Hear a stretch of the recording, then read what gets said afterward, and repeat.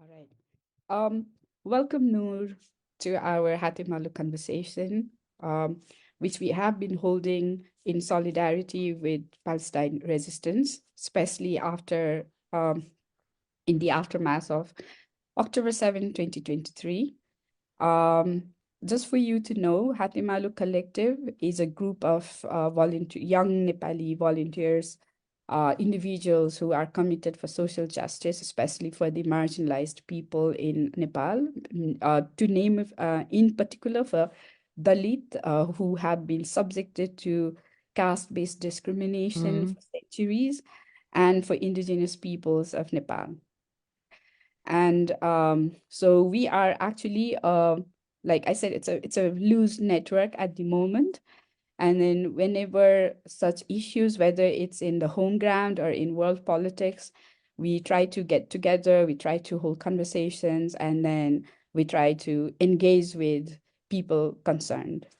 And yes, I mean, what happened in Gaza after, like, 7th October is horrendous. Um, we are very much pained, and then we're very much angry, and we understand our limitations. And considering that we have been engaging with different individuals and different small groups of Nepali who have been organizing, like I told you yesterday, it's not really in a very I didn't say, like, it's not very organized as you can see in Western countries where there has Mhm. been waves of support for you all on the street. It's not in that manner, but still in small groups, like we're having this conversation and how we can actually let people in Palestine know that we are with them and that we do not accept this. So I hope through you and our other friends in Palestine with whom we've engaged in the past, that this message will get, and that we are with you. And it's not only us, but also Nepal government. Um, Mhm. in the COP28 in Dubai recently, our prime minister, like, he openly stated, like, expressed support for Palestine people. And also, since Nepal became member of the United Nations, it has always maintained that Israel has occupied Palestine lands, and that though it kind of like supported two nations notion, like the idea Mhm. of two state, but it has always maintained that Palestinian people are, like, it's their land, you know, to the point that Israel has openly condemned, like criticized Nepali government stand in one of the UN sessions also. That was in the past. Mhm. So through this, um, at this moment, I also want to take this opportunity to let you know that Nepal is far away from, it's Palestine, it's far away from there. We have to rely more on what is being told in media, and our country is not as, like, is not a significant player in world politics, but still, however little country it is, however less number of people here we are in Nepal, you have our support. Thank you. Thank you, Pranika, so much for having me and for the solidarity. It means a lot to me and to my people. For decades, our struggle for freedom, our cry for freedom has been maintained and bolstered um, by the support of people from around the world, including Nepal. It's true that there's, a lot of geographical distance between us and maybe a lot of differences in our circumstances. But I think ultimately all of us who seek justice are members of the same cause because these are principles and values that have to apply universally, whether it's in Nepal or in Palestine or anywhere else in the world. And in that sense, I think I need to also tell you that we value these conversations. we value what you do, and it does matter. And I think it's important for me to say that to you, that it's not about how big or small. It's about the fact that we're all a part of the same struggle, right? For justice, whether it's social justice or economic justice or environmental justice. That struggle is indivisible. So thank you for having me. I'm delighted to be here with you. And also, like, thank you once again, Noor, that, I mean, and I'm also really thankful to my friend Jay here, who also runs Stories of Nepal and is very active member of Mm. Haatemalo. And he made sure that we got you. And the amount of, that we were like, Jay, we Noor. And then, so 2 weeks ago, we had Rama, and then we had our own Nepali friends, one politician, like with left wing, and then Mhm. one, he is very active indigenous rights activist. So we Mhm. had opinions on that. And now we have you. Also, to begin, I'm like, I actually don't know how to start because, I mean, the way it has spiraled, the way it has developed, I think it has numbed many people. Yeah. And uh, yeah, so, so I just don't know where to begin. But listening to you and listening to many others in many different media platforms, and especially like Chris Hez, and then you, and then, like the other Al Jazeera, and then I'm like, all these news clips. Mm. So I also like came across a documentary which has recently been released in YouTube, and this is about how Gaza was long Mm. time ago. And so that made me say like, now I've got an opening how to start our conversation. Yeah. So I just wanted to know, like, how did you realize that something is seriously wrong in your country? Like, Mm. when did this political awakening of how you are being treated, like how the Yeah. land that is yours, um, I mean, is not yours. I mean, that's what has been told to you. So I just wanted to start with that. Well, thank you for the question, because I think it's something that we often don't really talk about because so much is happening, right? And the events on the ground are so overwhelming. We forget to clarify the context and the background. Personally, I'm a diaspora Palestinian. I was born in forced exile, so I was born outside of Palestine, specifically in Syria. And growing up, I knew that I was Palestinian, but to me Palestine was an idea. I had no right to enter it. I could not see it. I could not meet my relatives, my family members, my grandparents from my father's side. They were all in exile, and so they were all in Palestine, and I was in exile. And so my relationship with Palestine started at home, with my parents telling me about the homeland and about what it was, whether it's how it looked like, what our life was before the occupation, what is the occupation, and why are we here? Why are we not allowed to return? It was, of course, a lot of information to digest for a child. But nonetheless, you grow up, and when you're in exile, you have no way of connecting except the news. You have to follow what's going on, and you have all those questions, and you keep asking them and looking for answers. And maybe that's why I was, I grew into a reporter, because I was obsessed with telling the story. We were in Syria, but then we later on we lived around the world. And what struck me most as a child was the fact that my identity was denied. That was very traumatic for me, to be asked where are you from? And when I would say very, with a lot of confidence, I'm from Palestine, a lot of people would say, well, that doesn't exist. So where is it on the map?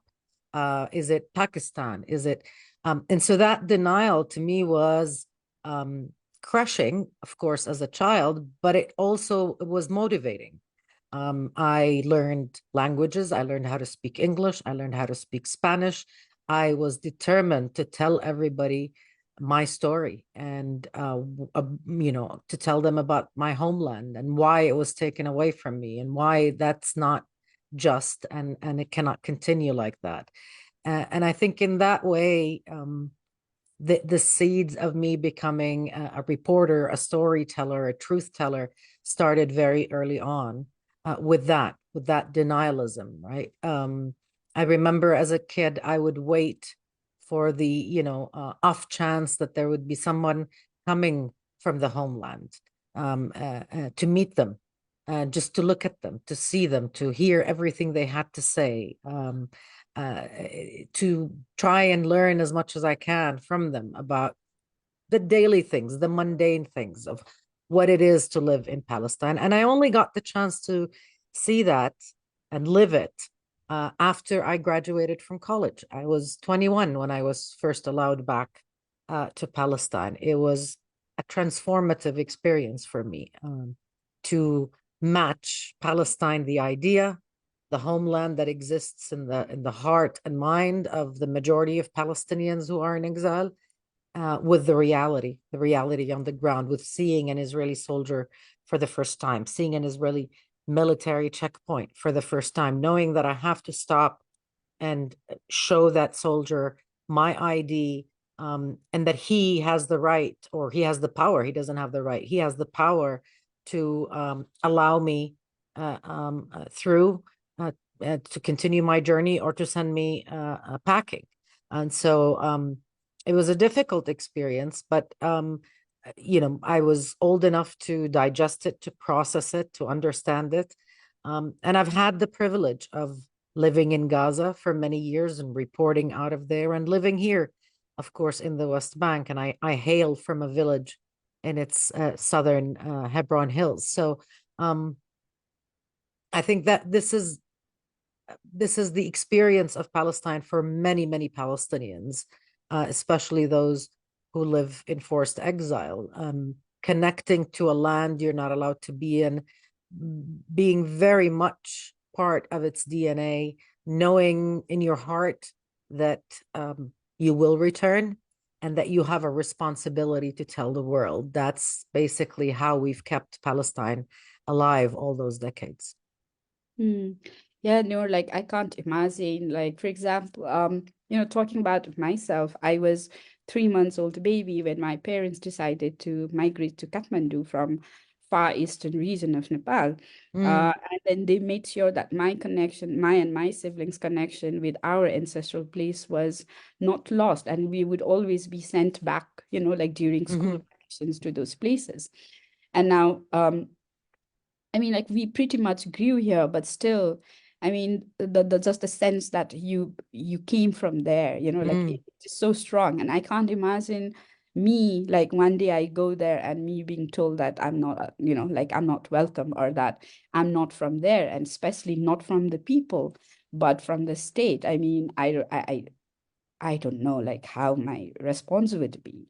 Mhm. Because, like because I'm sure it will make me very, very angry. And then because and also, like like in Nepal, like sometimes, I mean, there are like these road checks where the traffic police like bring you to the side and they want to check your papers and all that. And also during 10-year long conflict that Nepal had, there were Yeah. like frequent security checks and all that. And even at that time, like of course we knew that we had to cooperate, but it used to make us feel extremely uncomfortable, vulnerable, Mhm. very insecure. But to know that, people like there in a world that such a space exists where, despite of it being your own home, that you Yeah. have to keep on producing papers, like you said. And then, I mean, it's something that beyond our imagination. And Yeah. we're very sorry that you have to go through that. And so coming to that, I just realized that we've not introduced you actually to the audience who are listening to. But that's me, like I'm always flustered. Um, so I'll do a quick introduction. Mhm. So friends who are watching us in Haatemalo Collective Facebook page and Stories from Nepal page, we have today Nour Odeh with us, who was a journalist, and I think she still is, and she is a political analyst, and she's been frequently called to these interviews where she's been repeatedly asked whether or not she condemns the attacks of Hamas. You should watch that. And then, and she's also been a spokesperson of Palestine people. So with this short introduction, I wanted to ask you about your journey from Mm, that of a journalist to being a spokesperson and then a political analyst, mm, and all about your issue, So how, yeah. if you could tell us in brief, like what your work has been, what you have seen in your work, so that we also can get, like a little bit of more insight. Mm.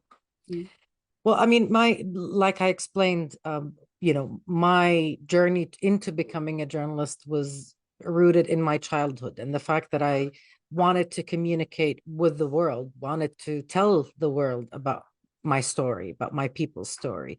And so I worked with different media organizations. The last of which I was the senior reporter, senior correspondent for Al Jazeera English. I reported out of Gaza and out of Palestine, and that allowed me the opportunity not just to tell the story, but to literally get to know every nook and cranny, every corner of my occupied homeland, to meet people from all walks of life, and to have the privilege of gaining their trust to tell their story, because that also is a lot of work. You cannot just invade their space, right? You have to earn their trust in order to be able to really tell their story. So that for me was and remains one of the most important privileges that I've ever had in my life. And moving towards something a little bit more political, becoming the spokesperson of the government for a short period was also rooted in that, in the fact that the world needs to hear from Palestine. So when I was asked in my capacity as an expert, as a storyteller, as a news professional, to take on that position, I accepted because of my commitment to reaching out to the world, right? And it was a very unique experience because it has a lot of limitations that I'm not used to as someone who's independent and vocal. But it was also very important work because it came at an important period when Palestine was seeking to upgrade its status at the United Nations to become more recognized as a state, even though it was still under occupation. So it was a privilege as well to be able to speak on behalf of my people during that. And there was an Israeli assault during those 10 months on Gaza as well. So we had, to maneuver technically and professionally how to communicate what was happening in Gaza, despite everything, despite also the political division that unfortunately persists. And then after those 10 months, I went back to where I'm more comfortable, to being a storyteller, to writing op-eds and analysis and to analyzing the situation. And I continue to be, called on, especially when crises happen or a war breaks out like we're seeing now, to talk, because I speak the languages, and I guess become a familiar face. But really, it's been one journey for me of truth telling and of, in a way, denying those who oppose Palestinian rights the opportunity to claim deniability, that they didn't know. It's a frustrating process, right? When you talk to people are opposed to you, to your fundamental rights as a human being, they don't see you as an equal human of equal worth. But you keep telling them what's happening. You keep pushing that in their face, so there is no plausible deniability, so that years down the line, they can't say, well, they can't claim ignorance. They can't say that they didn't know. They did, and they participated actively in denying those rights. So that when it's time for justice, they should know that they were on the wrong side of history. I think for me personally, that is very important.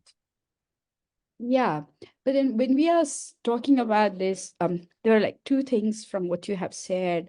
One is being on the wrong side of the history. Mm, Like the popular slogan in the initial days was like, history will judge us all. mm, Um, how you as a Palestinian, um, how do you relate to this?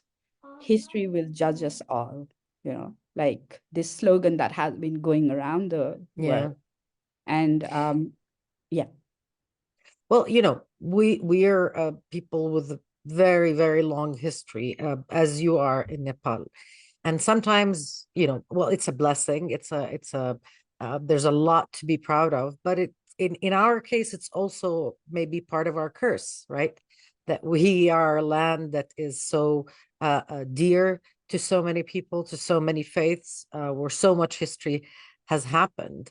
Um, but with that, I think comes a certain type of patience or willingness to leave it to history. Those of us who belong to these ancient civilizations know that you don't measure time by a year or two or 10.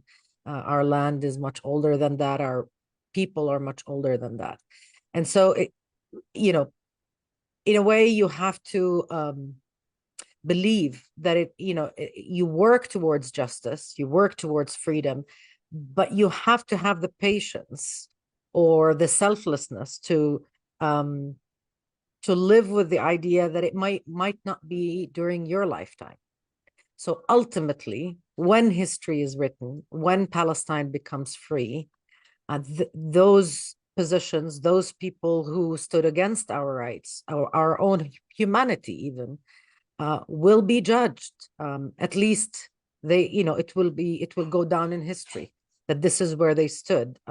I take comfort in that, because right now maybe they don't see how just supremely ugly it is, how inhumane, how cruel what they say is, what positions they take, and what they mean, because they mean thousands of Palestinian lives lost. Uh, but people will know. And I take inspiration from South Africa, for example, yeah, where the struggle for apartheid was a people struggle. It wasn't governments. Governments joined very late in the game. It took years of blood and tears and sorrow of people around the world rallying against apartheid, marching and boycotting and struggling and pushing their elected representatives to stand on the right side of history. They joined very late. And I think in many ways, I've seen, US politicians, for example, or politicians in the UK who were literally the last people to join the struggle against apartheid claim that they always supported freedom. Well, no, they didn't, and yeah.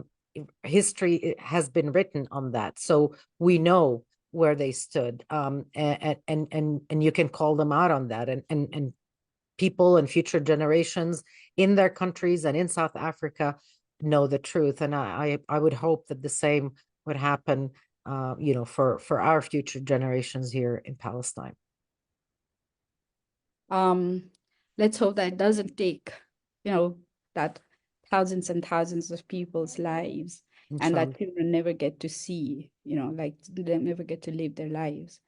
Also like, but somehow, I mean, this really makes me angry. I mean, history will Mm, judge us all because I do not want history to judge me, but I would rather, write the history. yes, Um, I'm but with you on that. yes. But then like well, we all have our own limitations. And also talking about that, you as a storyteller, you as an analyst, you as a spokesperson, evidences is so important, right? But Mm, then now we can see that in the recent weeks, um, the attacks in Gaza has not only been on people, but it is also obliterating the significant landmarks mm, that actually is a solid evidence of the origins of Palestine yeah. people. So when these destructions are happening, you know, of course the pain of losing lives are there, but what I mean, this loss of heritage in this way, the structures, how do you, what is your interpretation of this obliteration? It's this is so important to talk about because part of any attempt to erase a people, it starts with cultural genocide. It starts with erasing evidence of their roots, whether it's libraries or historical buildings or historical archives. And we've seen this happen in Palestine, not just now in Gaza, but even in 1948, there was actually a military unit that specialized in stealing Palestinian books from homes and libraries. And it was organized. That was their only task, to take the books, to mark them, to catalog them. And they are now in Israeli libraries. And they're marked as absentee property. So it's part of that, attempt to erase that Palestinians were there, and then to rewrite the narrative, right? To claim that, Palestine was a land without a people, for a people without a land, that Palestinians are, a bunch of tribes and groups who don't have historical roots in the land. They don't really have a culture. They don't have contributions to civilization. Um, and it was all facilitated by this attempt at erasure. And I think in many ways, when this war broke out and when this assault on everything in Gaza started, all of us understood what this means. All of us understood the enormity of what was happening. When you obliterate one of the oldest mosques in the Arab world, the Omari Mosque, when you attack one of the oldest churches in the world, and you attack the oldest Christians in the world, the oldest Christian community in the world, you're not conducting a normal military operation. You are erasing or attempting to erase an entire civilization. And so the battle is not just on the ground, it is for the truth. And in many ways, our struggle with Israeli occupation has always been about the truth, about um, competing narratives, about making sure that Israel doesn't get to rewrite the narrative, to redefine what happened from 1948 onwards, or even before that. And in many ways, we've gained a lot of skills to do that, because sometimes I think we wasted many years being just frustrated, right? Angry that we were, the truth was being denied, that our history was being denied. And then I think we gained more skills, and technological advances helped us to kind of bring to light who we are as a people, um, not just our spirit, but our history, our contributions, um, our stories. Um, uh, you know, how families in Gaza were donating to communities and societies around the world in the 1920s. They were building schools in Saudi Arabia and other countries in Yeah, the 20s and yeah, 30s. They were recording for the most important singers and artists in the Middle East, in Jerusalem, long before the Nakba, long before 1948. We had theaters and factories and so on. And so, for the past, I would say, 25 years, our obsession with safeguarding that history and that identity has been empowered by technology and empowered by the energies of young experts. And so when for example, the municipality of Gaza was attacked and burned, and this municipality is nearly 200 years old. It has some of the most important archives present in Palestine. We knew exactly what to do. We knew that we had to tell the story right away and to raise the alarm and to push journalists to write about that cultural genocide. And I think it was very effective. Hmm. So, but about like going back to this particular like the bombing of the Mm. municipality. So the archives that got lost, they cannot be recovered ever again. Of Is course, the Yeah. paper, the documents Yeah. themselves cannot, but I believe that at least some of them were digitally preserved before. I'm not sure that all of them were, but I think some Mm. of them were. And just to document that they were destroyed, that they were attacked, in a way also uh, mm, frames the events properly, because then afterwards you can work on recovery, you can Yeah. work on saving or salvaging whatever you can. But if you leave that till after the dust of the war settles, then it's too late. Yeah. Yeah. Also, like when they first started doing this, I was like, oh, I mean, I've never been very much fond of saving everything digitally. Like I want to Mm, have it like in the yeah. physical form. But then I was like, no, I mean, so it kind of like that alerted also. But at the same time, I'm a little bit curious about how difficult it was for you to come back from your exile in Syria. Mm, And and there are like so many of them still in exile, right? mm, And also like so many of them in many different refugee camps, which are also being bombed, by the way. mm, So I mean, so how difficult it would be, like, their struggle to come back to homeland, should they wish to come back, yeah. right? So how do you see, like, is it possible? Will they be as fortunate as you? I hate to Mm, use the word fortunate, but then, right? I mean, you also must have gone through that. And then how how will it be possible for them? mm. It's a very important question. I want to also clarify just one point so I don't forget. In Gaza, Israel didn't just attack the archives, so it didn't just attack the Yeah. history. It has obliterated the buildings and the courthouses that house the documents of today. So, marriage certificates, death certificates, birth certificates, land deeds, all of these have been obliterated. And in a way that I think is one of the most important windows onto the mindset of what this war is all about. When you look at the systematic way in which the foundations of modern life have been attacked, the you maintain relations in modern society by knowing who and what belongs to who, right? So your children, your family tree, your properties, and so on, all of those records have been obliterated, and then this will be a huge struggle moving forward after the war ends.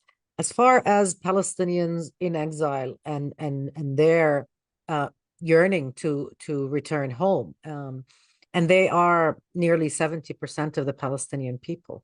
Um, I am, like you said, privileged, yes, and fortunate to have been able to come back.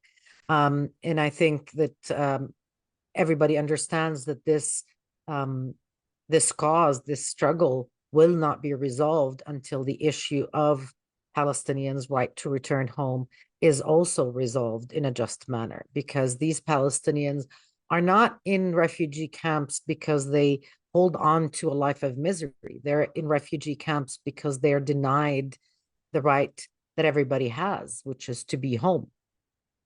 And so they endure unbelievable suffering, whether it's in Lebanon or in Syria or in other areas of the world. And even if they don't endure the misery, even if they live in privilege all around the world, they still feel displaced and they want to be able to have that right to be home. And so that is a struggle that is kept alive by the people.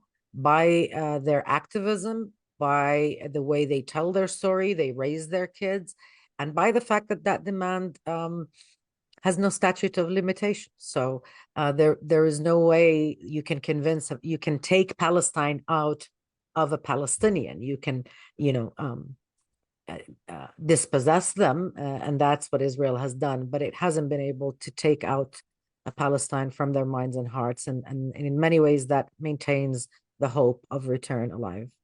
Yeah, and I mean, though that seems to be the intent, like the first is to, of course, they just want to flatten the whole Mm, area, right? And then just start anew saying that, yeah. okay, I mean that. But they cannot do that because there Mm, are people living in exile, people living in refugee camps, and then people who, like us, like yeah. who will remember, who are talking about it. Absolutely. Um, but at the same time, like when it got aggressive post 7 October, um, it was like there was kind of in media there was this argument like why Jordan is not going to accept the refugees, why Egypt is not going to open the border, right? Or Mm, why Yemen is scared or things like that. So like I said yesterday, when we are living far away, like we are yeah. here, we just rely on what is, like I said, what is found in different platforms of news sources. So and there we're looking and we're wondering, like, okay, I mean, the Queen of Jordan is talking about it, the King of Jordan is talking about it, they are having like Arab Nations League of, like meeting, Yeah. but nothing seems to be moving, So, I mean, like I told you yesterday, like this mixed signals Yeah. of neighbors around Yeah. you. What, why are they giving this kind of, like their reason behind this mixed signals? Because, like, see, they are pretty aggressive during the United Nations sessions when you are Mm-hmm. discussing this war, right? And then, during their like unilateral, like sorry, not unilateral, like bilateral meetings, also they seem to be pretty assertive. But still, I mean, Israel and US are having their way, and we are Yeah. suffering. So, I mean, so for you as somebody, I mean, who's been a spokesperson also, you must have had Mm. access to, what they think and all that. So if you could let us know, I mean, to the extent we should know, what does this diplomatic ties are doing to your own people, Mm. to, yeah. Well, two things. One is when Israel wants to, in a way, push a narrative that allowing Palestinians into Egypt or Jordan would be the humane thing to do, right? Mm, The humanitarian thing to do. But this is not our first time experiencing dispossession, and we know that nothing is temporary. The thousands of Palestinians who were dispossessed in 1948 haven't been allowed to return. And so Egypt and Jordan cannot entertain the idea of opening their borders and allowing Palestinians to leave and taking responsibility for that, for them being in forced exile along with everybody else. This is not something that they can politically or morally tolerate as a country, and their peoples wouldn't forgive them. But of course, there's the other side of that, right? The fact that yes, their positions, the positions of Arab countries are quite strong rhetorically, but why isn't anything moving? Why isn't the border between Gaza and Egypt treated as a strictly Palestinian Egyptian border, for example? And I think the answer to that, dismaying as it may be, is politics, the balance of power. And when you have the Rome of our time, right, the empire of our time, the United States standing on the side of Israel, supplying it with weapons, bypassing even Congress to send it munition, to send it military aid in the billions of dollars. You've got yourself, you're dealing with the empire, not just with Israel. And so there are immediately practical limitations on the ability of these countries to move, to maneuver, to take action. They're not going to take military action. We know that. We know that there is an imbalance of power. Israel is a superpower militarily in the region. It is one of the most, has one of the most powerful armies in the world, not just in the Middle East. And so the military option is not an option for Arab countries. The only option that they see as viable is diplomatic efforts. And we've seen them, go around the world, talk to capitals and so on. But there is such an imbalance of power here because Israel is not acting on its own. It is acting with the United States, you know, side by side with it. And so the negotiations are happening with Washington, not just with Tel Aviv. The talks are happening with Washington, not just with Tel Aviv. Washington is protecting Israel from even a resolution at the UN that talks about the Yeah. basics, with repeated veto, the use of the veto. So it is extremely frustrating and dismaying, not just for us as Palestinians, but even for the Arab Street, which is being polarized, he being, extremely frustrated at the world and at their governments for not doing more to prevent more deaths, to alleviate the suffering. Because we have to remember, Israel is not just bombing Gaza, it is starving Gaza, Yeah. right? So it's not just bombing the people and displacing them and obliterating their cities and their towns. It is imposing a starvation on them. It has cut off the border. Nothing goes into Gaza without them saying so, without them allowing them. So the amount of food that enters, how many calories a Palestinian can consume in Gaza, is in the hands of Israel. And every person who's experiencing now starvation or disease because of lack of medicine, that's on Israel because they're the ones who are not allowing the aid needed to come in. There's no shortage of aid. There are thousands of trucks waiting at the border, Yeah. but Israel is not allowing them in. And it seems that because of this imbalance, that everybody has surrendered, in a way, to that imbalance of power. Which is, I actually don't have any words on this. Mm-hmm. And I mean,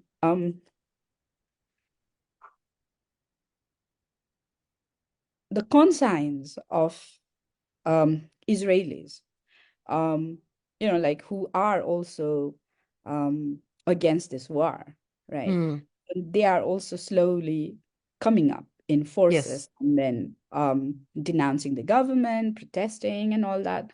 But how effective do you think it would be, like, to end this war, right? To end this war and to move towards the true asset, to realizing the aspirations of Palestinians, you know? Mm. Um, who plays a bigger role? The Israelis in Jerusalem, the Israelis in, sorry, like the Jews in the diaspora who are against this war, Mm. or the Palestinians who are in exile or who are in, the diaspora of it. The United Nations, we've already seen to the extent it can push. I mean, the Secretary General and pro-Palestinian groups, Friends of Palestinian State, they are doing what they can. But like you said, I mean, like you just described, it still doesn't buzz. So Yeah. so what does that mean? Like, are we going to see more horror?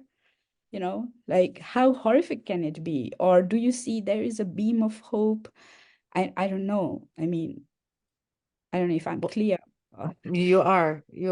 Well, there is always hope. And I think this is one thing that we as Palestinians have learned, over the decades, that we look and find hope, even in the most unlikely of places, because the flip side of that is despair and surrender, and that's not an option. Look, I think a combination of all those actors you mentioned, are the ones who will um, bring about the conditions needed to end this war. The few brave voices inside Israel that have demanded an end to this war, and they are a small minority, unfortunately, but they are very brave, and their voice, I think, is extremely important, especially civil society organizations who, from day one, have stated their opposition to this criminal, illegal war. I think that Jewish communities around the world, especially in the US, have played a very, very significant role in highlighting just how big the gap is between them and what this government in Israel is doing. And they've, I think, encouraged in many ways a lot of politicians who were cowering in the corner, not wanting to take a stand, to speak up and to, demand a ceasefire. I was struck at the beginning of the war when I started seeing that people were taking down names of who was calling for a ceasefire and who wasn't, right? Because to me, that's important, because it tells politicians and it tells, celebrities, and it tells people with influence in society that it is their choice to, call for the right thing, and that people are taking down names. So there's literally a record out there on social media that says who was for a ceasefire and when, and how late in the game they joined. And I think that's been very important in moving the positions of certain governments in the right direction. I mean, at the beginning, after the October 7th attack, I think what we saw was absolute hysteria on the parts of governments in Europe and in North America. It was hysterical, it was completely off balance, and it was detached from any empathy towards the Palestinians, from any recognition of the context in which these attacks happened. But then I think the momentum on the street forced a change. So we saw countries like France moving towards a far more balanced position. We saw even the UK change its foreign minister and ultimately call for a ceasefire. And yes, of course, we have the United States, and its position continues to be very problematic. But even in Washington, the position improved from one that accepted even Israeli lies about what happened, from one that was opposed to a ceasefire, opposed to even talking about Palestinian civilians, to the U.S. affirming that it was against expulsion of Palestinians from Gaza, that it wanted humanitarian aid to enter, that it wanted fuel to enter.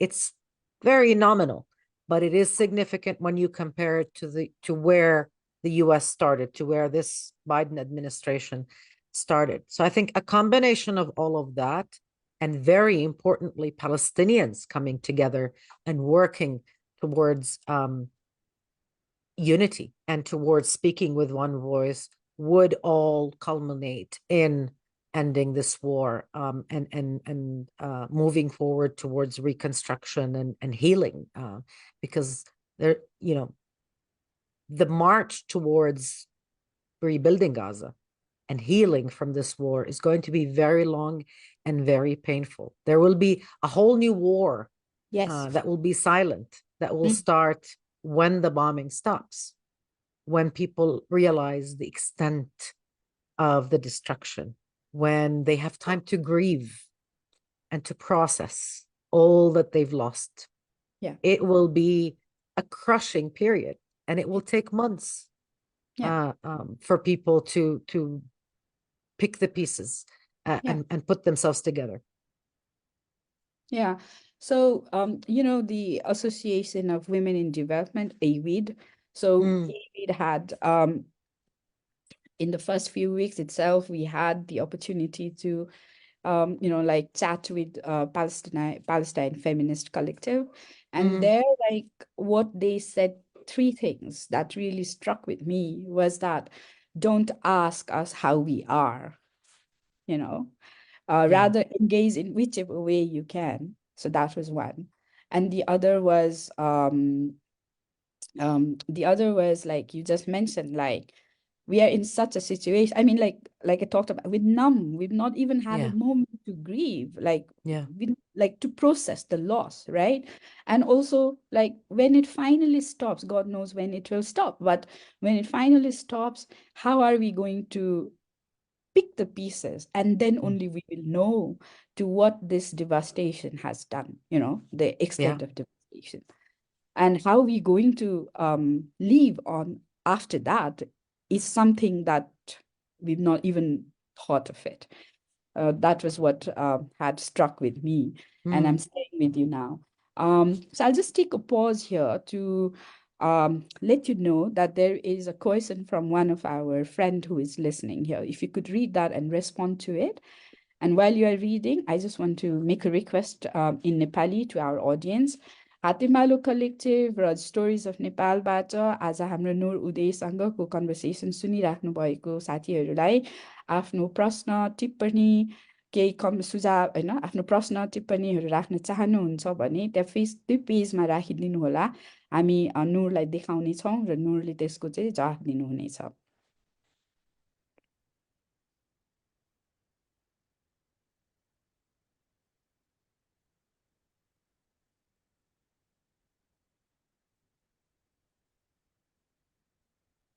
Well, I first want to thank the She's Emona. Yeah. yeah, Mona. Mm. I want to thank her for her comment, for her kind words. Look, I think it's what's happening is so overwhelming for all of us, and it's so easy to feel helpless. And I say that even, in my personal capacity. I wake up every day, and the first thing I do when I wake up is check if I've lost any more colleagues or friends. And then I have to think about what can I do today to elevate their voice, right? To tell the people about their plight. And I have to remind myself that even though I'm just one person, I'm not alone. And there are thousands like me who are doing exactly the same. And together, we're not just one individual, we are many. So wherever we are, and in whatever language we're communicating, and in whatever context we're working, what we do makes a difference. So whether it's by educating people, by informing them about the injustice in Palestine, or by writing to our politicians, demanding that they take a firm position against the genocide in Gaza, or by informing our friends in other countries about what's happening, by sharing a story that we believe is powerful or telling. All of that makes a difference, because these actions, these individual actions, have translated into this unparalleled show of solidarity that we see all around the world. And it's not just the marches. I know, and I come from a TV background. I know that pictures are, pictures sell, so to speak. But it's not just the pictures, and it's not about the volume only. It's about the small actions. It's about having your, local municipality adopt a motion about rejecting the killing of civilians, rejecting the starvation of people in Palestine, rejecting the use of force in a way that we have not seen since World War II. Because we have to always remember and remind our friends that what is happening right now will affect everybody in the world. It doesn't stop at the gates of Palestine or Gaza. Because what Israel is doing right now is assaulting all of the laws and values that humanity agreed must apply universally. The sanctity of the life of civilians, the fact that you do not attack hospitals, you do not starve a people, you don't use white phosphorus to burn civilians and civilian homes. If Israel is allowed to get away with it, then everybody is at risk. Because countries that want to be aggressive, that have agendas to expand their territory by force, will use the Israeli example to justify their aggression. And that's why it's important for us to remind ourselves every day that even though we feel helpless or that we feel that we're just one, what can we do? That we do make a difference, and that we have to continue doing that, even though it's tiring, and even though sometimes it comes at a cost, and even though it might seem tedious and repetitive. But so much is at stake, and not just in Palestine. If we allow all of this brutality to become normal, to become normalized, then we will see it repeat elsewhere in the world, not just in Palestine. And that is a prospect that should terrify everybody in the world, because rules exist for a reason, and humanity is supposed, should have learned the lessons, right? More than 75 years ago, after World War II. That's why there were all these laws that were adopted, all these conventions. Well, now they're being undone in Gaza. And we have to confront that. Otherwise, that will be the new normal. Those will be the new rules of war, that everything goes. Yeah, no, on that note, I just remembered like going back to when you said like how countries are shifting their position. Um, Mm, so that like one thing that kind of I will not say disheartened and surprised, but it was I don't know how I felt when I read that, like the Swiss, right? mm, The position of Swiss. I mean, we have known all along this time, 40 years of your life, you have known that Swiss is the neutral place, yeah. right? And then suddenly they are saying like these slogans are anti-Semitic, right? So that one and other and Yemen, you know, Mm, what it's doing. So um, is our reading the way we are reading about how Yemen is resisting and how Switzerland shifted its, position towards um, pro-war, I will say. yeah. Um, and then, or rather, I mean, to even strongly say, I mean, it's pro-genocide. You cannot just say anti-Semite. Mm, Um, so, so are we reading it correctly? Who are so far away? Like, I mean, you are. this. I'm Yeah. repeatedly saying this because, um, like, we are reading, right? We Yeah. relying on secondary sources. But you, as a person who's not just who's not just a Palestinian, but also a Palestinian with an access. Mm. So how should we understand this? Or I, like, are we on the same page? I don't know. Like, I think you've read the situation very accurately. This war on Gaza, this genocide, has exposed everybody. And it has, I think, in many ways exposed the double standard and the racism, quite frankly, the colonial mindset that we had hoped that was a thing of the past. It brought it back up, and with the rise of the right in Europe, I think it became easier for some countries to kind of express without shame or hesitation just how anti-Palestinian or pro-genocide they can be, hmm, and whether that's Switzerland by suspending the funding for human rights organizations, or taking a very unusual position that is contrary even to its traditional role, yeah, um, or other countries in Europe. I mean, we've seen quite frankly crazy things happening in statements coming out of politicians. Things that make absolutely no sense, like politicians in Germany, for example, demanding that in order for you to be naturalized as a German citizen, you have to recognize yeah, Israel's right to exist. yes. I It, mean, it, it it's a constitutionally invalid request. yeah, But this is happening when you have politicians in Germany and in Italy and in other countries openly advocating for ethnic cleansing, for flattening Gaza.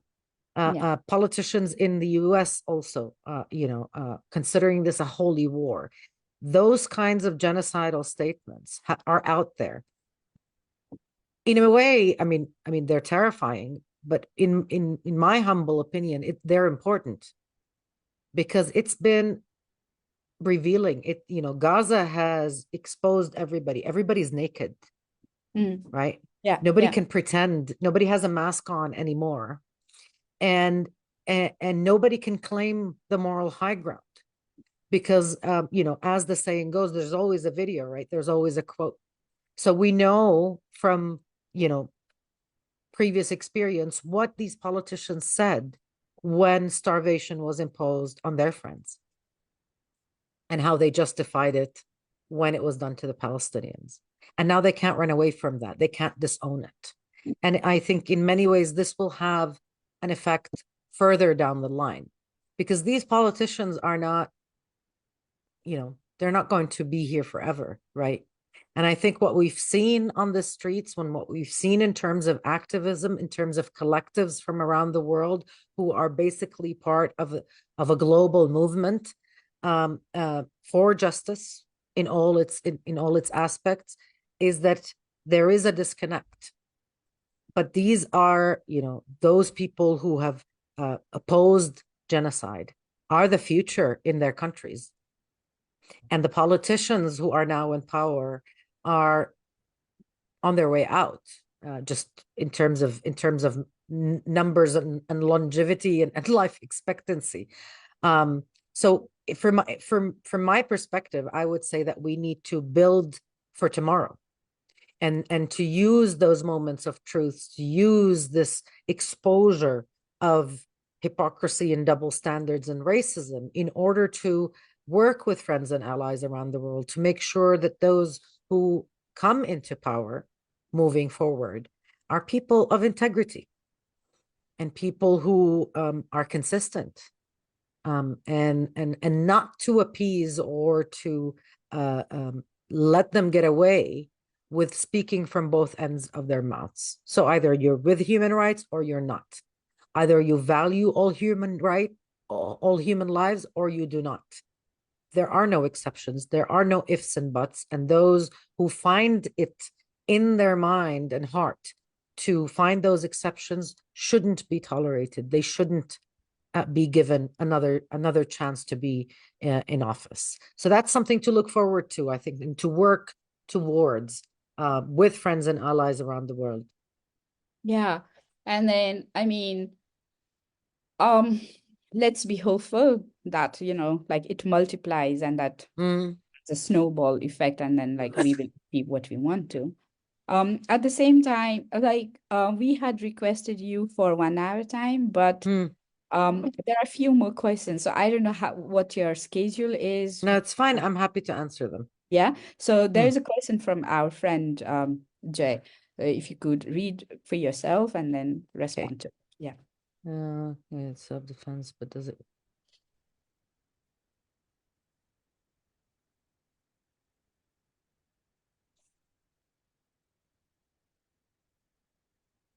Okay, it's a very important question about the right to self-defense from Jay and the idea of the victimhood playbook. The issue of self-defense, I think, has been answered very clearly by legal experts. And just in a nutshell, to simplify it, a country that is occupying another people's land does not have the right to defend itself against the people it occupies. That's basically the legal principle. And that legal principle was affirmed by the International Court of Justice as far back as 2004 in relation to Israel. And it's pretty much a principle that legal international law experts agree on. So the fact that Israel is claiming self-defense is a legally invalid argument. Israel controls everything that goes in and out of Gaza. It controls every aspect of life for Palestinians in the West Bank and Gaza, and that's long before October the 7th. It does not have the right to defend itself against the people it occupies. But in addition to that, and in addition to the ruling of the International Court of Justice in 2004 on that issue, I think the playbook of victimhood is very important, because what we've seen in this war in particular is a very concerted effort to spread misinformation. And so the October 7 attack happened, and there was a very systematic effort to spread lies from the prime minister's office on downwards. And we saw this, and we saw how it played. So to claim, for example, one of the biggest stories that made headwaves and shocked everybody, and rightly so, is the lie that there were 40 beheaded babies. And that never happened, right? That is a story that was fabricated entirely by the Israeli Prime Minister's office. And then but it was taken at face value by mainstream media, by the US president, by American politicians. And then when it was exposed, they had to walk it back. But already the damage was done, because that lie, along with others, were used to justify attacking Gaza and obliterating Gaza and talking about Palestinians in Gaza as human animals, and saying that there were no innocent people in Gaza. Another example is the false claim that the Al-Shifa hospital, for example, was used as a military command and control post. Al-Shifa hospital is the biggest medical compound in the Gaza Strip. It used to treat about 65% of all health cases in Gaza. Attacking it basically crippled the health system in the Gaza Strip. It denied more than 2 million people the right to have access to health services. But Israel used this lie to justify attacking Al-Shifa hospital, laying siege to it, causing the death of several premature babies who were in incubators, several patients who were in the ICU unit. It allowed it to justify laying siege and attacking and bombing the only pediatric hospital in Gaza, the pediatric oncology hospital in Gaza, to leave 4 premature babies on life support in that pediatric hospital alone, to deny them medical evacuation. They died alone in agony, with nobody by their side, because their doctors were forced at gunpoint to leave the hospital. All of those stories, all of those atrocities were committed under the false pretense of military necessity. All of them were justified by lies. But this is the consistent behavior of Israel in this war and in previous wars. It is extremely important not to be intimidated by those claims, and to confront them when they're said. Because, from day one, Israel said the number of victims in Palestine and in Gaza is exaggerated. It's not true. Palestinians are lying. And the Palestinians produced the list of the names, of the ages, of the ID numbers of those victims. And then the United States had to admit that that list is accurate, it's conservative. And then 2 months down the line, Israel admitted to the same fact. But it was already too late, because denying the fact that Israel was killing that many civilians, it was killing that many children, allowed it to continue killing. And those who endorsed its lies basically facilitated genocide. So that battleground of, for truth is so important, because genocide starts with dehumanization and with denial, and with not allowing access to information to journalists. And that's why so many of our colleagues have been killed in Gaza, because they're the ones who are exposing what's happening. They're the ones who are telling the truth. We've lost over 105 of our colleagues just in the past 85 days. And yet they bravely continue to tell the truth, because it's so important. Without them, we wouldn't have known about all those stories. We wouldn't have had the testimony of all those survivors. We wouldn't have been able to debunk that playbook of lies and false victimhood. Yeah. Also, like talking about dehumanizing of Palestinians. Um, if we were to reverse it, you know, if we Mm, were to reverse it, um, what it means to be a Palestinian, um, at this point of history, you know, to think of yourself as a human being and not just as some, like, I mean, that to know that your life is valued. Yeah. mm. Like what what does it have to be for um them to believe this and to live with it, and for us also to, see, accept, and then, Yeah. be there. Um, it's a tough question. I think as Palestinians, we've gone through different stages of defending our humanity, right? Whether it's by defiance, by anger, or by trying to always prove to the world that we are being victimized. But I think we are at a point where we need to assert our humanity without being apologetic, right?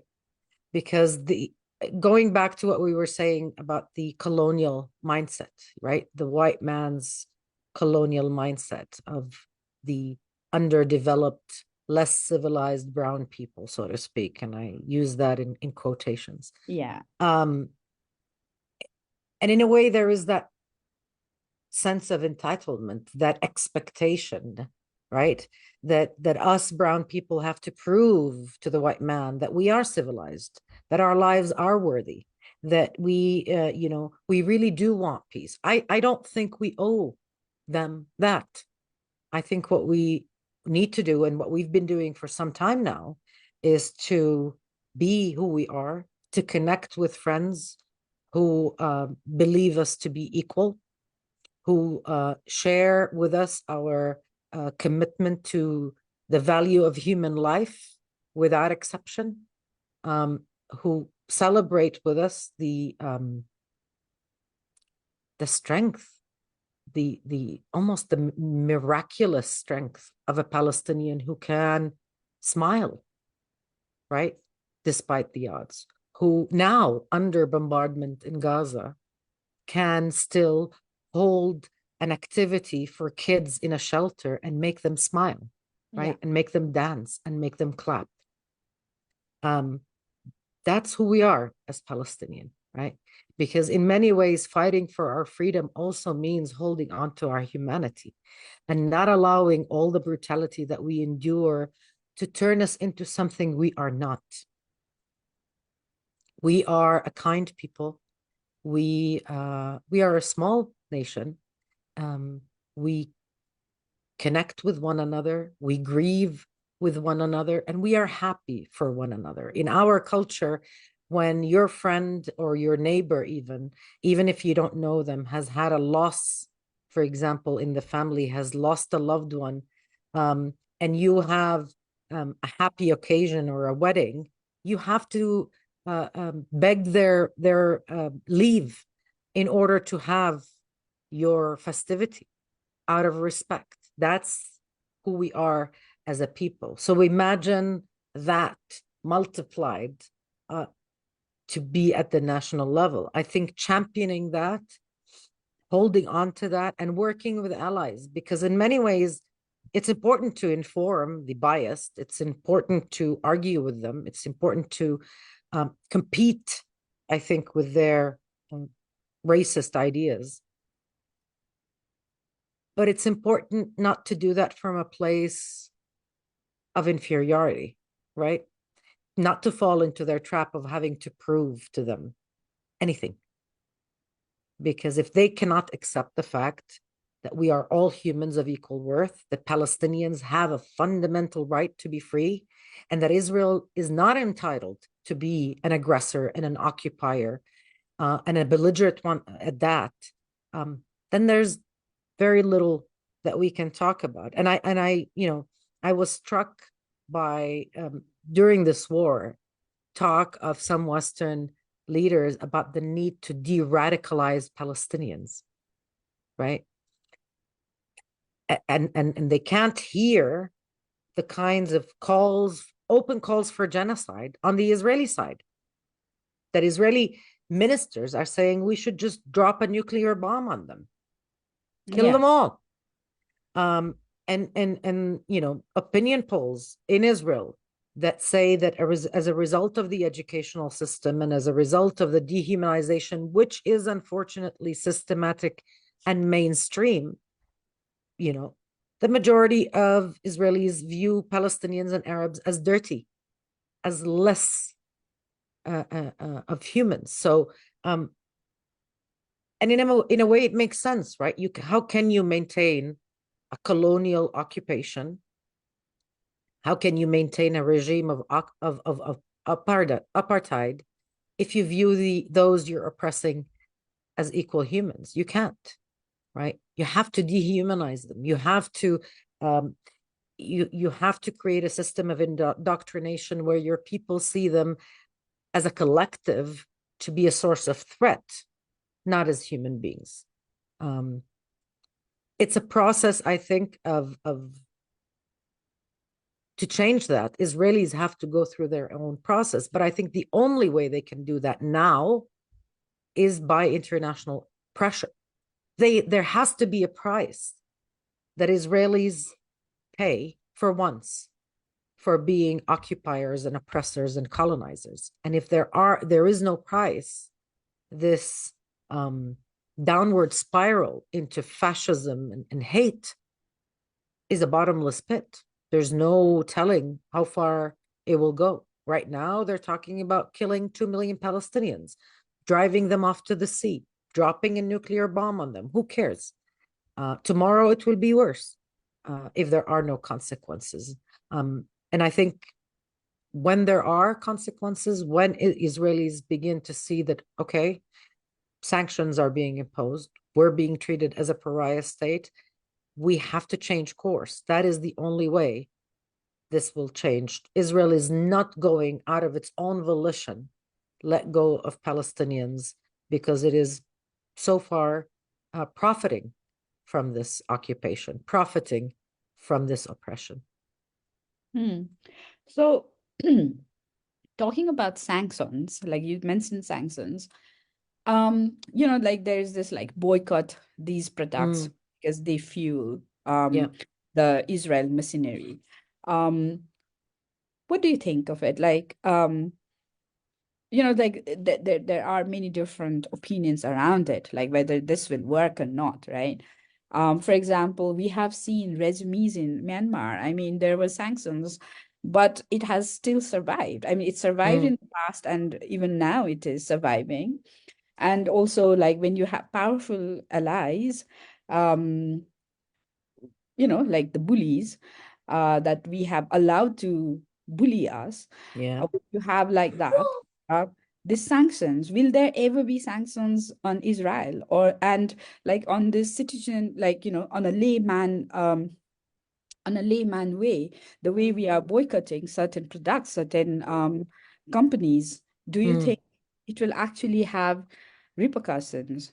I mean, of course, they are boasting about Starbucks closing in Turkey and all that, but I don't know how much of it is linked with the war, mm. or like how much of the pay, I mean, how much of a pinch will that be for them? Look, Israel's biggest trading partner is not the United States, Mm-hmm. it's Europe. And so sanctions and boycott and divestment does work. And boycott and divestment isn't only about commercial products. It's about universities. It's about artists. It's about all sectors making a very conscious decision not to engage in covering up for apartheid, for colonization, and now for genocide. I do believe it works. It's a painstaking process. It will take time, but this is how the first bricks of apartheid in South Africa fell, right? And so we need to remind ourselves of that. And we need to remind ourselves that as far as big companies are concerned, their loyalties are with their pockets. And when we begin taking away from their pockets, because we've made a moral conscious choice not to allow them to profiteer off of occupation and colonization, then they will do what is right for them. They will do whatever it takes to bring back their profit margins. That's how it worked in South Africa, and I believe this is how it is working, and it will work even better in Palestine. We've seen during this genocide, unions take a very important position, for example, on the docks across Europe, not to participating in the unloading and reloading of munitions going to Israel. Yeah. That is important. It's an important statement, even if it just causes delay at this point. It is important for business not to be as usual, because genocide is not business as usual. So the fact that all of these sectors are taking a very important stand and disrupting the normalization of Israeli actions, of Israeli crimes, is extremely important. And it is pressure that ultimately ordinary Israelis will feel, and will use those brave voices we were talking about who oppose the war, who oppose the occupation. They will use this international mobilization to gain more traction, to have more effect. It's very lonely being an Israeli against the occupation now in Israel. But they're out there, and they need to know that the world is listening to someone like Gideon Levy, for example, the famous Israeli journalist who has been saying for years, for the love of God, sanction Israel. That's the only way they will learn that their policies are not sustainable. You can't just keep giving them carrots. There has to be a stick at some point. Yes. You can't just keep cuddling them and hugging them and supporting them and begging them to give Palestinians whatever, small measures they can. These are fundamental rights that must be respected. And in order for Israel at this point to respect them, it must be pushed to do it. Sanctions, boycott, divestment is the way at this point to do it. And there's, maybe added hope now that South Africa has taken the historic and bold step to Yes. go to the International Court of Justice and to demand that the court take measures to prevent genocide. We may, I don't know what the court will say, but the court is within its right to demand, to order countries to stop selling arms to Israel, basically to impose an arms embargo, as Amnesty International and Human Rights Watch and others have demanded. So, this is a snowball, and we need to keep pushing it. It needs to keep getting bigger so that we can get the results we need. Yeah. So I was like, my next question was related to like South Africa's recent move in the International Court of Justice. At the same time, like there in USA, of course, like you must be familiar that the senators, the parliamentarians, they are being sued, right? Like Biden has been Yes. sued, like his entire administration has been sued for this. And we can only hope that it will bring the desired result for the love of Palestine, like for the love of Palestinians uh, all over the world, and for humanity in general, for world politics to have like to change for better, Yeah. Let's just hope that. But at the same time, my another question, I mean, like I was just curious about God. Um, like when on 27th of November, in solidarity with the Palestine people, like there was reading of Gaza monologue all over the world. And in Nepal also, a young group of individuals, they came together and they did it. Young, I'm saying, because, like in every country, I mean, you have this age demographic, only that way. Yes. They were the bold ones to come and then say that we're going to do it. And Yeah. they organized it. And so when we were reading some of the monologues, one stayed with me, struck with me, and then like there's a question here which talks about how education system has been used to propagate, like Zionist propaganda in Israel. So Yeah. there, one of the monologues was about a boy um, who says that he cannot connect ever with his cousins living in Jerusalem, Mm, right? So, so I just wanted to know your view on this because, like, there are Palestinians living in Jerusalem, there are Palestinians living in West Bank, Ramallah, Gaza, and then like all over the world, right? mm, So, um, how does this like propaganda affect them? And especially the ones who are in Jerusalem, who are going through the, like the state's education system, along mm. with people who hate you, who hate your existence. Yeah. Yeah, so I'm just curious to know your views on it. It's a very important question because, especially in Jerusalem, most schools don't use the Israeli educational system as Palestinian schools. And Israel has been trying, especially in the past 10 years or so, to force Palestinian schools to use Israeli curriculum, which is another violation of international law, another violation of Palestinian rights, right? To have the occupier define for them what is their identity and their history and so on. Um, but it is very difficult because, like you said, people who dehumanize you are teaching you, and those students who basically are studying Israeli curriculum have to they're at the mercy of that curriculum, but they have to rely on their parents, on their social environment to be able to have a proper sense of their identity. Um, there are Palestinian Israeli citizens, right, who also study the Israeli curriculum. And their struggle is even, more complex because they have the Israeli citizenship. They are not treated as equal citizens. They study the Israeli curriculum, and yet their communities hold on to their identity and make sure that their sons and daughters understand their history and understand properly what their identity is. So it is a big struggle. And it's a struggle also to make sure that our understanding of our history is driven by seeking knowledge and not by focusing on our grievances and our sense um, um, of the wrong that has been done to us. So it's not emotionally written, right? It has to be factually correct, which it is, and it has to be put in the right historical context. Why did this happen to us? Who participated? Who didn't? Who tried to help? And who didn't? And how have we maintained our identity? All of that, I think, intellectual struggle it shapes the educational system in Palestine, the social conversation in Palestine, the activities of social organizations and civil society.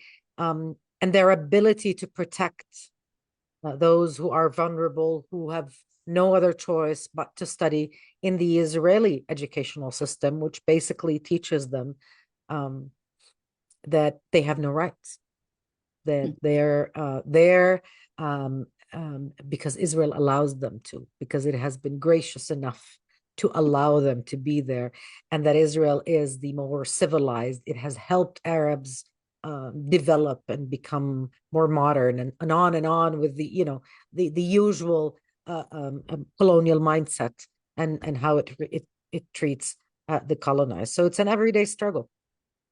Yeah.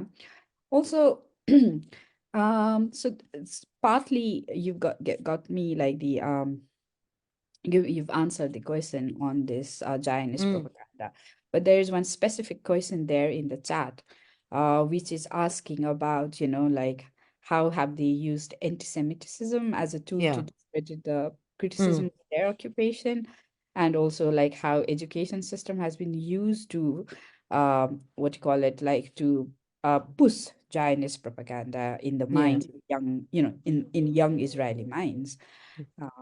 Yeah. So, what are your thoughts on that, or like how we should know, how we should understand Yeah. this?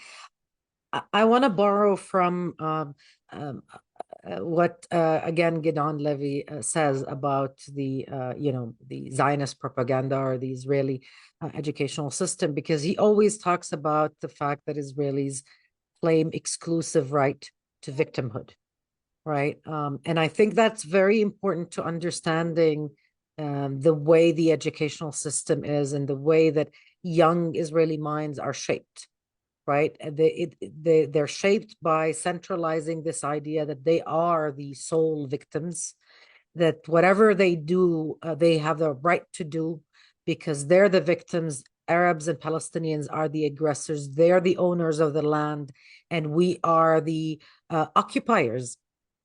And so what they do in self-defense. They do because they have to protect, Jewish life. And it's always connected to the Holocaust, even though we as Palestinians and Arabs had nothing to do with the Holocaust. It was actually white Yeah, Christian Europeans of who course. carried out those atrocities. But the idea of centering that exclusive right to victimhood, of saying that whatever we do now, whatever we do to the Palestinians, it is justified. That's basically the foundation of um, of how the mindset is enforced, and to be liberated from it is a very long and painful process and journey, I believe. Um, and anti-Semitism comes to play in that because one of the most important triggers in centralizing victimhood is saying that the world is against us, that the world hates us because we're Jewish, they're anti-Semitic. Um, it used to work. I think if we look back 10 years ago, it was a near death sentence for politicians to be accused of anti-Semitism if they spoke about Palestine. And here I'm not saying that there are no anti-Semitic sentiments in the world. Of course, there are, and anti-Semitism is an abhorrent sentiment and it exists and it must be combated. But the disservice that Israel has done, I think, to Jews around the world is that it has tied itself and its actions with Jews all around the world. And so all the crimes it is committing, it wants and it tries to portray to the world that it's doing it in the name of all Jews. Well, one, that is not correct, because we know, because our friends and allies around the world, including Jewish Americans and Jewish Britons and Jewish communities around the world, have spoken out and they don't want this done in their name. And two, they Israel, official Israel, portrays the Palestinian resistance to occupation as being motivated by anti-Semitism. So they're killing us because we're Jews. Well, that is also factually incorrect, because Palestinians are against being occupied. If their occupiers were Arabs and Muslim, they would still be faced with resistance, because nobody wants to be ruled by a foreign military. That is intolerable and unacceptable. And in many ways, that attempt to weaponize anti-Semitism, the accusation of being anti-Semitic, in order to mute discussion on Palestinian rights, in order to mute criticism of Israel, I think has done two things. It has watered down the discussion on real anti-Semitism. So it has done a disservice to combating real anti-Semitism. And it has also, I think, motivated a lot of people, a lot of scholars, to stand up to this labeling, to this branding of pro-Palestine voices, and to oppose it. So being accused of being anti-Semitic, while in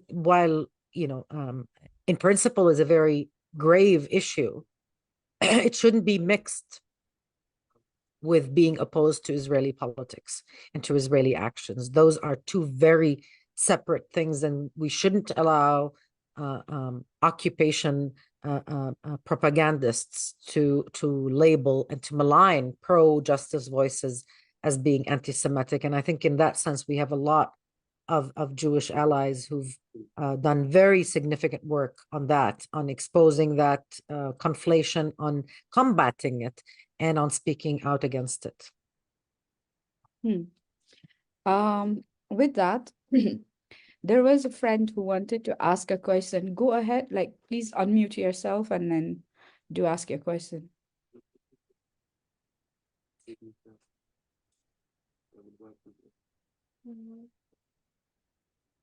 Oh, there doesn't seem to be any.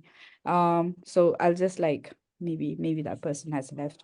Um, my other question would be, so there was a group, there is still, which kind of believe that now a religious war, worldwide war has broken or like it's about to break.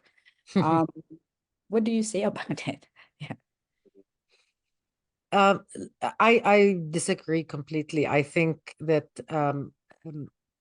it's very important for us to, as Palestinians, to remind the world that this is not about religion. This is about colonization. And using religion as a cover for colonization has, I think, empowered in many ways a lot of religious fanatics. But this was never about religion. This was never about Palestinian Christians and Muslims or Jews, for example, for that matter, against Jews. It was never about that. It was about Zionist ideology, a colonial project in Palestine that uprooted Palestinians, that denied their existence, denied their humanity, and continues to deny them their right to be free. And we need to confront that because it's so dangerous. And I was saying at the beginning of our dialogue that in many ways our history, our long history in this land is both a blessing and a curse, because Palestine is holy and dear to Muslims, Christians, and Jews, but that shouldn't be allowed to be exploited for the purpose of conflict. This land is holy to Christians, Muslims, and Jews, and people interested in human civilization, for that matter. But it's not about competition between those religions. Yeah. It's about an indigenous people who have been uprooted and denied, who have a right to be free, and who are not letting go of that right, who continue to demand that right. And it has absolutely nothing to do with religion. Yeah. So the friend is back. Over to you with your question.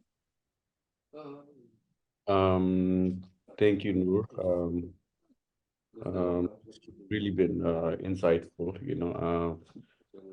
I just wanted to, want you to shed some light on the settler colonialism that has expanding forever, and even as we see horrific images of the genocide, I think a lot of the stories, of the, of Israeli occupying more and more Palestinian land, murdering and evicting people of their homes. And then there is the prisoners and how they've been treated, Yeah. And the game of, administrative detention, and how there is no, judicial procedure, and how they can be kept for as long as they want. What are the steps that are being played by some of the organizations that work in Palestine and Jerusalem, let's say ICRC or the UN, or how much have they been effective in bringing this this atrocity, to account, and what is going on in that aspect. Mm.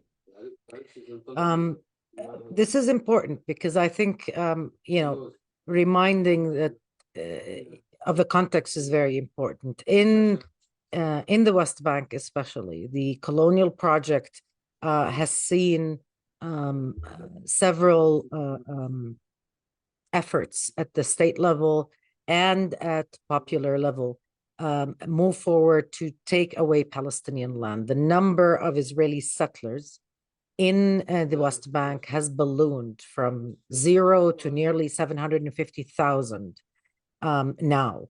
And so this is a project with a lot of financial interests, with a lot of ideological backing. And in recent years, what we've seen is, well, first of all, these settlers are armed. They have their own militias.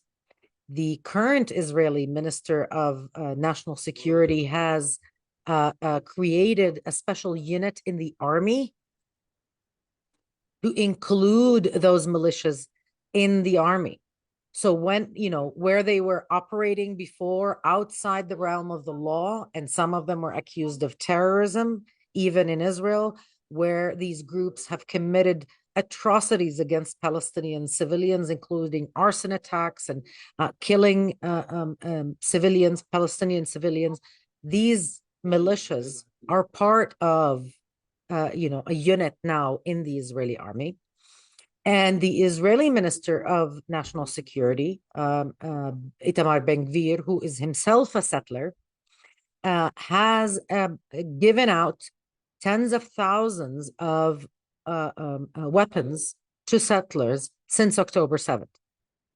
He has refused to hold any Israeli officer accused of even violating the military code of conduct or the police code of conduct if the victim was Palestinian.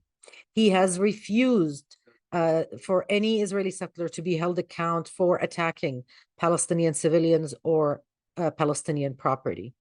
And so we've seen, for example, in the past year, the Israeli government, which is mostly made up of settlers, colonizing the West Bank, including Jerusalem, in violation of international law and Palestinian rights, using funding for the government to expand that settlement project, that settler colonial project, to take away more land and to dispossess Palestinians from their homes.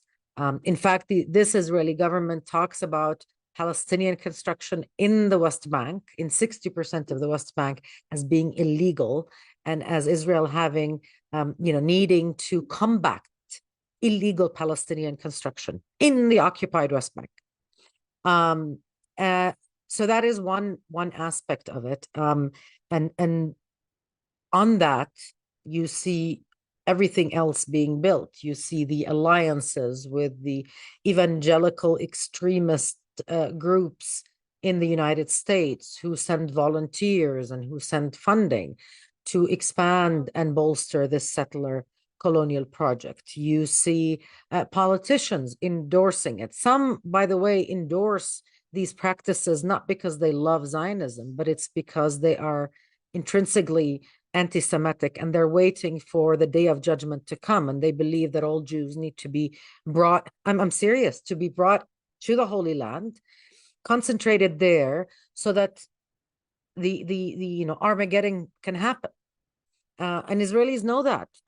But I remember when Trump took the illegal decision of recognizing Jerusalem as Israel's capital, there were these very large messianic groups in the United States who were celebrating that the end of days was coming, that the great rapture was coming, because of what Trump was doing. But in the meantime, the Israeli right is exploiting that to entrench the settler colonial project. And to maintain that settler colonial project, you have to maintain the Palestinian population under control, whether it's by driving them away from their land. And we've seen that the numbers of Palestinians dispossessed skyrocket in the past years. or by the policy of mass incarceration, where nearly 1 million Palestinians have been detained since the beginning of Israeli occupation, where about 40% of Palestinian males have been detained at one point or another in their lifetime in Israeli jails, and all of them, including children, go through military courts. They don't go through courts that respect due process or have evidentiary hearings. These are military courts designed to be a conveyor belt of convictions for Palestinians that permit, as a matter of practice, the use of inhumane practices and torture against Palestinians. In fact, Israel is the only country in the world that has a juvenile court designed especially for children in order to prosecute Palestinian minors as young as 12 years of age. But these are all the tools and mechanisms used to maintain the occupation, to maintain the colonization of Palestine, and to make sure that anybody with any influence on the community, whether it's a leader or a bright student or a community leader or maybe even an influential doctor, a writer, a journalist, or an activist involved in politics or in resistance, they all go through that process of detention, of humiliation, of torture, of conviction, and of isolation. And since October 7th, the situation has become completely intolerable. 6 Palestinians have been killed in Israeli custody since October 7th. At least in one case, even Israelis had to admit, Israeli authorities, that he was killed. He was stomped to death, basically, by Israeli prison guards. And so human rights organizations have been documenting this for years. They've been trying, including the ICRC, to gain access. But since October 7th, Israel has denied the ICRC any access to Palestinian prisoners, not just those from the West Bank, but the thousands who have been abducted and forcibly disappeared from Gaza. We don't know anything about them. We don't know where they're being held. We know that their conditions are extremely miserable and dangerous, because those who survived and who have been released have been telling the media the horror they've endured, and the executions they've witnessed, and the torture they've survived. So it's, getting away with that, like getting away with others, is part of the culture of impunity that I think is important, not just to highlight, but to combat. And that's why we keep talking about consequences, right? About sanctions, about boycott, about divestment, about making sure that this has a price, that you cannot do all of that and get away with it and enjoy life and business as usual. Otherwise, this becomes the new normal, not just in Palestine, but everywhere else in the world. Thank you, Nour. I have one more question. I've been reading I've been seeing videos and articles on, how organs have been missing from, the bodies of the Palestinian that the Israeli government, the IDF, has returned, and also this notorious, skin bank, like where they're collecting the, organs of, they're harvesting organs of the Palestinian prisoners and their skin. Can you please, because you are there, and I'm sure you have more information on that. Can you please tell us more about that? Yeah, I saw the reports about the recent the Israeli army returned 80 bodies. We don't really know where these Palestinians were taken from and whether they were alive when they were taken or not. Most of the reports say that they were detained and that they were alive. But again, so much is happening in Gaza right now that I think it will take a little bit of quiet to be able to get to the bottom of it. None of these 80 bodies have been identified, but the doctors who examined them reported and confirmed that they were missing organs. hearts, and I think kidneys and so on. So much of these types of accusations have been lodged. And I have to recall here that Israel, in addition to detaining thousands of Palestinians, also detains hundreds of Palestinian bodies. It has cemeteries, we call them the cemeteries of numbers, where it holds hostage the bodies of Palestinians it has killed over the years. Some as early, as going back as far as the 1960s. And very few of those bodies have been released. So we don't know what has been done to them. We don't know what they've endured, but we do know that these victims are there. We know because very serious activists and human rights defenders have been documenting and collecting information for years on the names of people, of victims, and been struggling to gain information about who is in these cemeteries of numbers. So these are accusations and issues that have been raised a lot, but because there's just no transparency on the Israeli side, no way to have an independent investigation done. And the bank, the skin bank is a bone-chilling component of that, because we've seen the interviews, right, of the officials from that bank talking about harvesting skin from Palestinian prisoners or Palestinian bodies.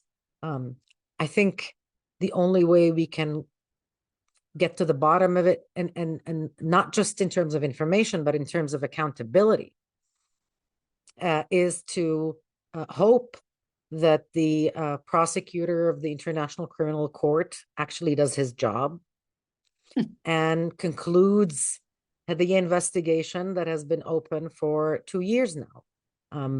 All of those actions are part of a criminal reality that Palestinians endure, not just since October 7th, but this has been our day in, day out, right? Under colonial occupation. You cannot maintain a colonial rule over people by being nice. There's nothing nice about being an occupier. It's a brutal, forceful, inhumane reality. And in a way, one atrocity brings on another and then excuses another, and on and on and on. I think the possibilities of callous criminality are endless in such a context. And in my mind, I have no doubt we will one day know all of the facts, all of the truth, all of the bone-chilling details. But at this point, it's important to put the brakes on, right?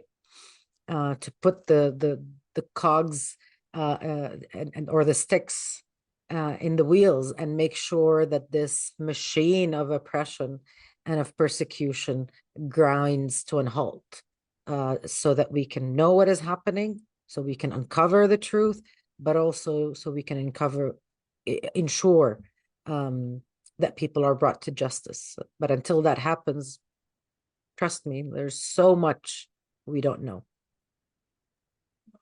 Thank you. Yeah, thank you, Jay, for asking that question, and then Noor for your, insight.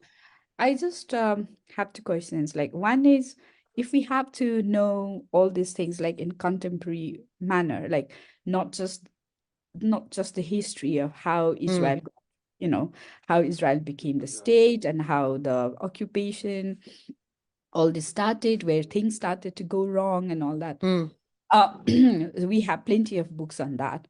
But when it comes to contemporary, like present time, and especially like these horrific times, who do you think are the sources, like, like where we could go and then, and then know more about it if we are interested to know, right? Or if we care enough to know, and pass it on. Well, thank you for asking. That's an important, I think, question that we can conclude with. Look, there are several sources of important information. There are academic sources of information, and I'm happy to send you some links that you can share in the Yeah, collective. please do. Yeah. There are also news organizations that have centered Palestinian voices, and have dedicated a lot of their coverage to Palestine, like Middle East Eye, like Al Jazeera, like Mondoweiss, the several, right? Uh, uh, um, and these are trusted and reliable sources because so much is happening on social media. Yeah. Sometimes one feels overwhelmed, one feels like, is it true or not? Yeah. Even my experienced eyes, sometimes I see things and it's so it seems unreal. All right, it's so shocking that you almost have to double check what's happening. So these are sources you can seek, knowing that they are trusted, knowing that they do their due diligence about the day-to-day. They have Al Jazeera has some excellent documentaries they have produced over the years about the context, about the history, um, about how this history is not in the past. It's a continuum, right? It's a continuous living experience for Palestinians. So these are important, I think, sources that one can go to. But also, if you're on social media, look for ordinary Palestinians. They're out there. They're young. They are articulate.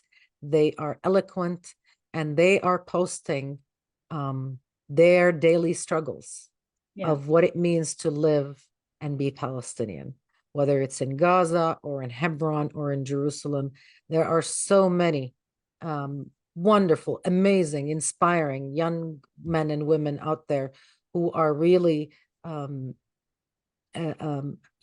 great ambassadors for their people, and who've reached out. Some of them have millions of followers now, who've connected with people across cultural and language divides just by sharing, their daily struggles. And I think that personal connection, in many ways, kind of allows you to be free from all the political lingo, from all the intellectual limitations and so on, just to connect on a personal level with a fellow human who lives in Palestine, and goes through life with that identity.